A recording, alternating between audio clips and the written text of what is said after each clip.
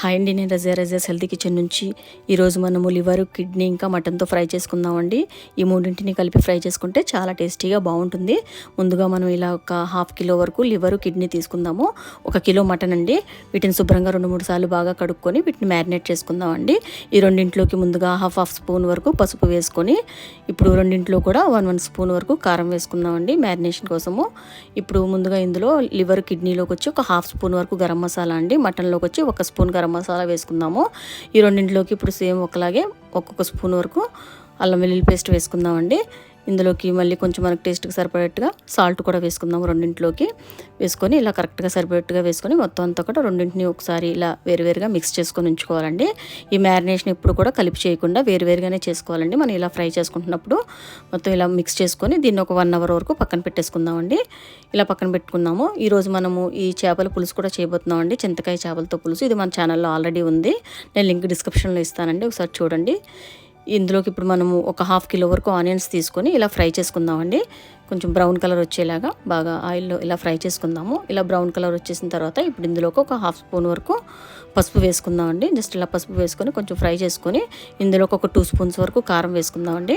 ఇలా వేసుకొని దీన్ని కూడా బాగా కొంచెం ఈ కారాన్ని కొంచెం లైట్గా మనకి ఫ్రై అయ్యేలాగా ఫ్రై చేసుకొని ఇందులో కొన్ని పచ్చిమిర్చి వేసుకుందాము.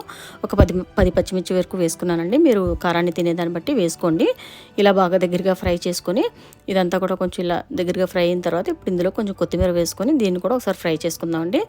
ఇలా మొత్తం అంతా కొంచెం దగ్గర అయ్యేలాగా కొత్తిమీర ఫ్రై చేసుకొని ఇప్పుడు ముందుగా ఇందులోకి మనము ఇలా ఒక ½ స్పూన్ వరకు అల్లం వెల్లుల్లి పేస్ట్ వేసుకొని అది కూడా పచ్చివాసన పోయేలాగా ఫ్రై చేసుకోవాలి. చేసుకున్న తర్వాత అదంతా కూడా బాగా దగ్గరగా అయిన తర్వాత ఇందులోకి మటన్ వేసుకోవాలండి. ముందు మనం తీసుకున్న ఈ కేజీ మటన్ని ఇందులోకి వేసుకొని కొంచెం ఫ్రై చేసుకొని ఇందులోకి ఒక ½ స్పూన్ వరకు గరం మసాలా వేసుకుందామండి. మళ్ళీ ఈ స్టేజ్లో ఈ గరం మసాలా కూడా డీటెయిల్స్ నేను లింక్ డిస్క్రిప్షన్లో ఇస్తానండి, మన ఛానల్లో చేసింది, చాలా బాగుంటుంది, ఒకసారి చూడండి. ఇలా ఈ మటన్ అంతా కూడా ఒక 10 మినిట్స్ నెమ్మదిగా సిమ్లో పెట్టుకొని కుక్ చేసుకుంటూ దీన్ని బాగా దగ్గరగా అయ్యేలాగా చేసుకోవాలండి. ఈ మటన్ అంతా కూడా బాగా దగ్గరగా అయిపోయిన తర్వాత జస్ట్ ఒక 5 మినిట్స్ దాన్ని ఫ్రై చేసుకొని ఇప్పుడు మనం పక్కన పెట్టుకున్న లివర్, కిడ్నీ ముక్కలన్నింటినీ కూడా దీంట్లో వేసేసుకోవాలండి. ఇలా వేసుకోవాలి. ఇప్పుడు మన పులుసు కూడా ఇక్కడ రెడీ అవుతుందండి, చింతకాయ పులుసు.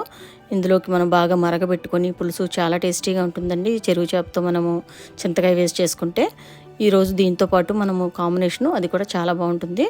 ఇలా ఈ కిడ్నీ అంతా కూడా ఇప్పుడు నెమ్మదిగా సిమ్లో పెట్టుకుని బాగా దగ్గరగా ఫ్రై చేసుకోవాలండి.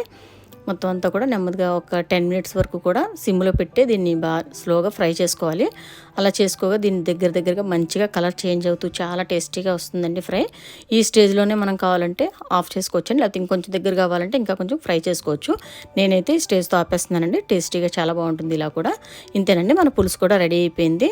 చింతకాయ చేపల పులుసు దీంతో కాంబినేషన్ చాలా టేస్టీగా ఉంటుంది, ఒకసారి చూడండి. ఇంతేనండి. వీడియో కానీ మీకు నచ్చినట్లయితే లైక్ చేయండి, మీ ఫ్రెండ్స్కి, ఫ్యామిలీ మెంబర్స్కి షేర్ చేయండి. నెక్స్ట్ వీడియోలో మళ్ళీ కలుసుకుందామండి. Thanks for watching.